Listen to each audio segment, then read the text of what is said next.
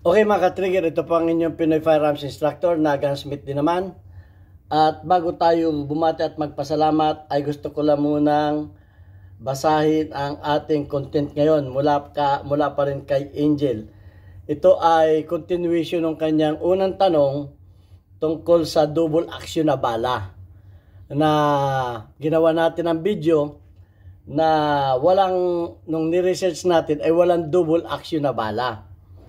So, at ang lumalabas ay double action na about sa trigger, function ng trigger. So, nilinaw niya. Kasi nga, wala eh. Nilinaw niya, ang sabi ni Reniel Punsalan, double action sa baril, wala yan sa bala. Tama naman yung ni Reniel Punsalan. At tama din yung ating video. Hollow point meron at dumdum. So, mabuti at nilinaw ni Angel, ang sabi niya ay meron, ang tawag dito sa US ay exploder head bullet. So, dapat kasi ay ilalagay talaga ninyo yung kung ano yung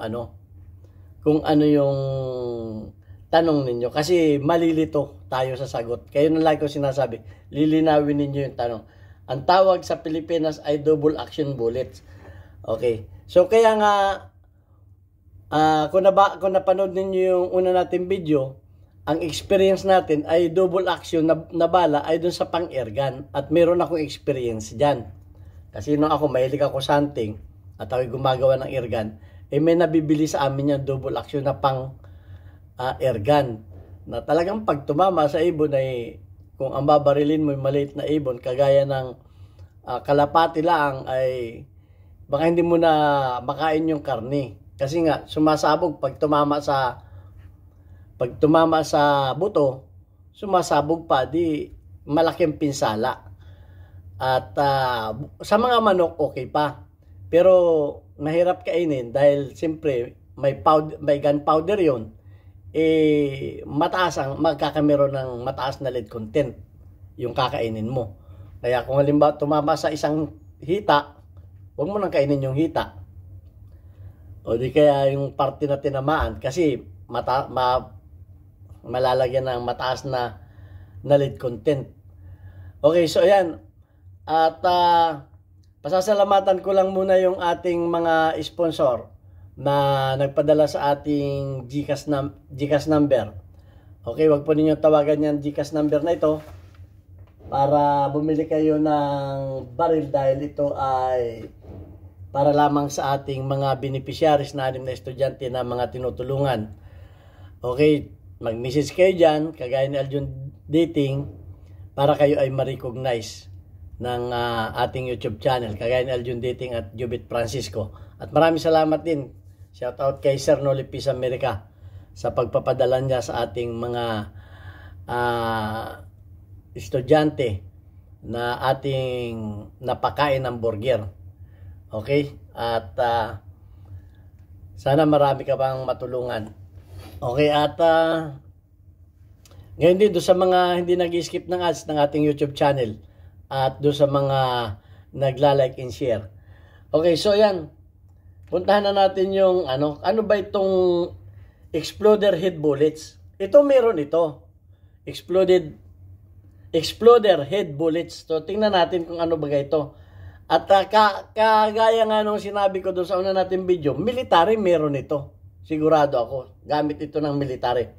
Pero sa mga civilian, ito ay siguradong bawal. At kung ito ay ginamit mo sa self-defense sa Pilipinas, ay siguradong questionable ito.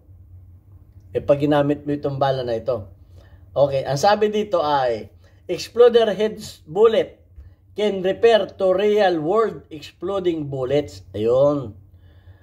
Real world exploding bullets ay small arms cartridge with detonating charge, often illegal and military grade. Sinabi ka kagad na illegal at pang military grade. Kasi ang meron talaga nito, yung mga propelled, kamukha ng mga M203, yan yung exploding bullets. Pag tumatama, sumasabog. Ano pa yung mga ano, yung mga ganyan. Yung mga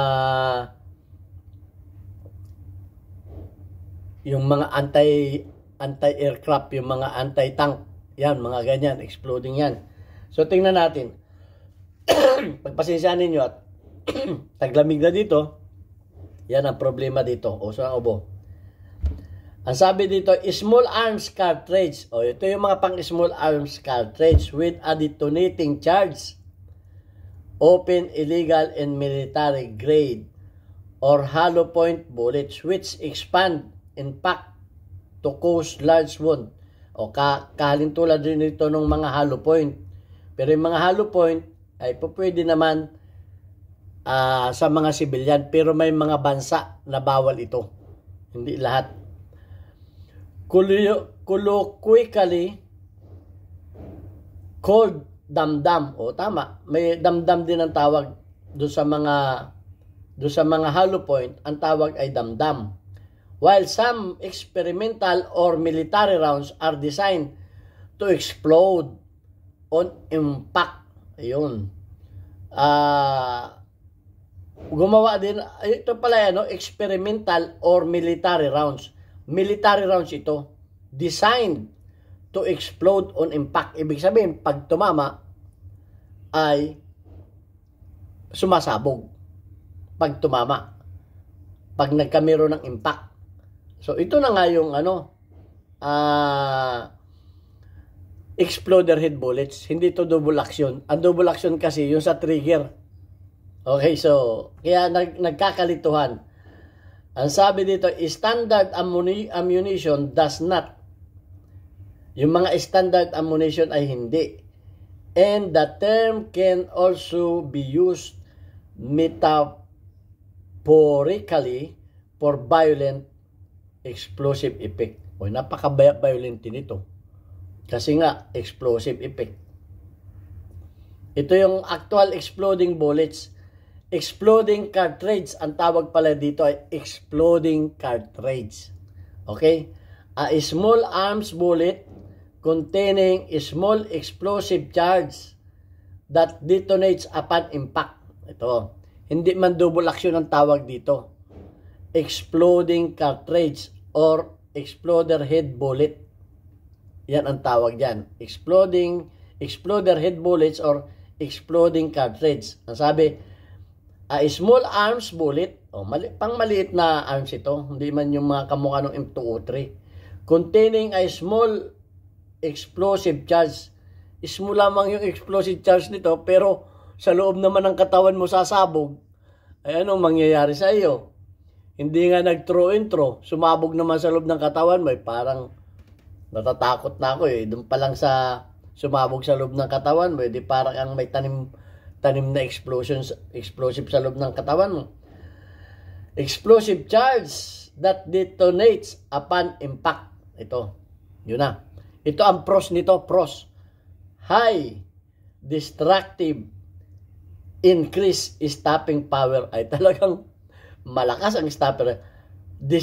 Ang sabi dito ay highly destructive. Doon pa lang sa highly destructive ay at saka increase stopping power. Paano ka pa hindi i-stop niya? Ay sumabog na nga sa loob ng katawan mo. Ay talagang matindi ito. Ay samantalang yung bala, pwedeng mag-throw and throw lang, pwedeng manatili lang doon sa loob ng katawan, pero hindi sasabog. Ay ito'y sasabog pa. Imagine ninyo yan. Kung kagaano, kaya nga tinawag na highly destructive. Ang cons, ito ang cons. Illegal for civilian use in most places. Okay, illegal for civilian use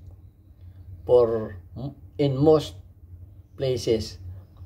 Ang sabi dito ay military grade and difficult to obtain. Military grade ito. At napakahirap kang magkamero nito. Kumbaga ito ay talagang ang military grade lang ito. Sa totoo lang, hindi pa nga ako nakakita nito. Okay? Hindi pa ako nakakita nito. Ang sabi dito ay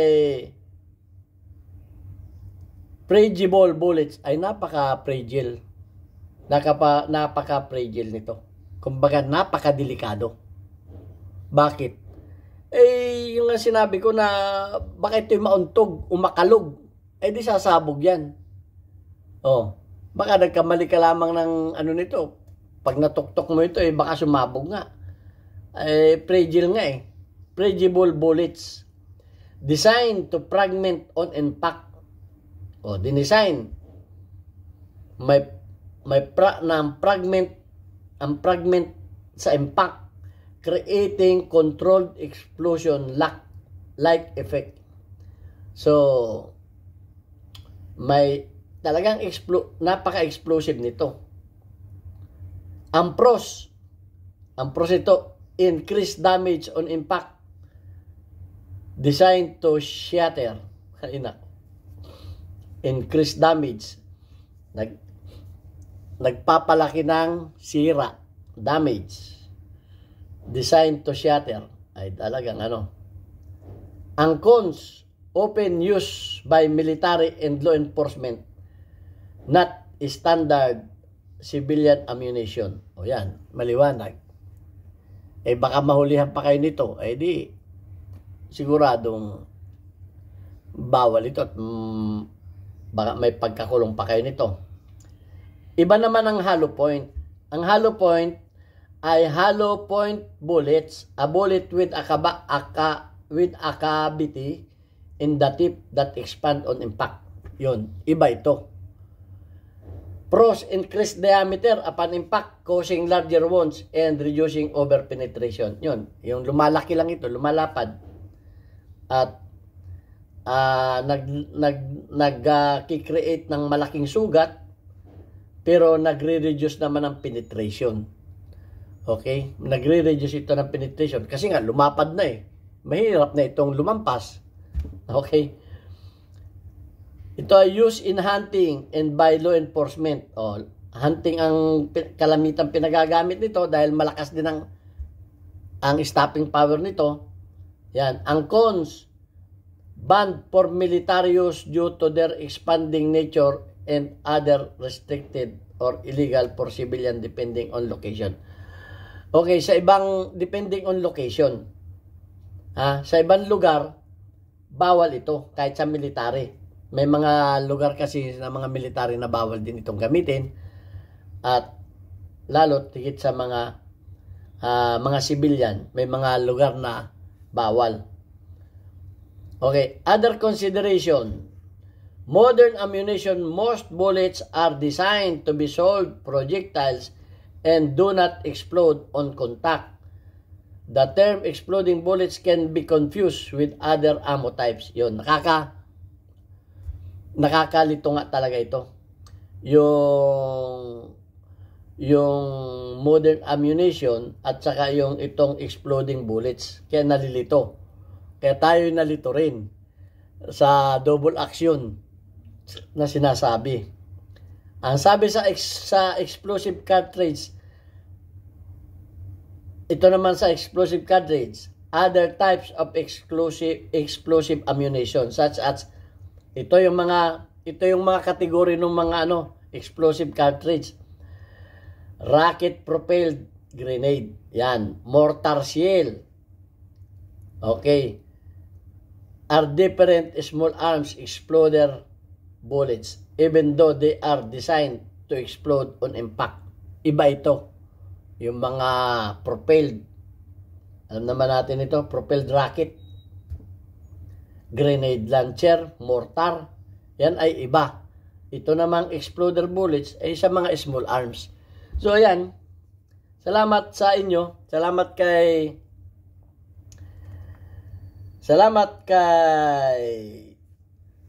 Angel at salamat kay Reniel Ponsalan sa pagbibigay ng linaw dito sa ating video na ito.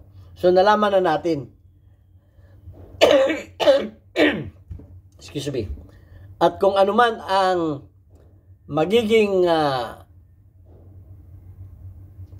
impact nito, ay imagine na lang ninyo. Kasi hindi pa ako nakakita nito. Yung nalaman ko lamang ayon sa mga ibon. Yung sa airgun. Pero kung ito na, ay siguradong may kalalagyan ng tatamaan ito. So ayan. At yun lang ang ating salamat at naunawaan natin yung double action ay para sa mga baril, sa mga firearms. At iba naman yung exploder bullets. Okay? Exploder bullets o exploder ammunition. Yan, inuubo na ako. Pasensya na kayo. Hanggang dito na lamang. At shout out sa ating mga community spotlight. Amboy Llanes, meron kang 47 engagement. Nueva Perper, meron kang 29 engagement. Sa Ipula, Sudan, meron kang 41 engagement. Shout out kay Assassin Grid, meron kang 1 engagement. At shout out kay JR Team, meron kang 55 engagement. Shout out sa mga kababayan ko sa Pinamalayan Oriental, Mindoro. Tikman ninyo ang aming Papa Burger sa halagang 40 pesos buy one take one. Doon sa dati kong machine shop, Alvarez Street, Pinamalayan Oriental, Mindoro. At marami pang pagkain na inyong maibigan. Thank you very much.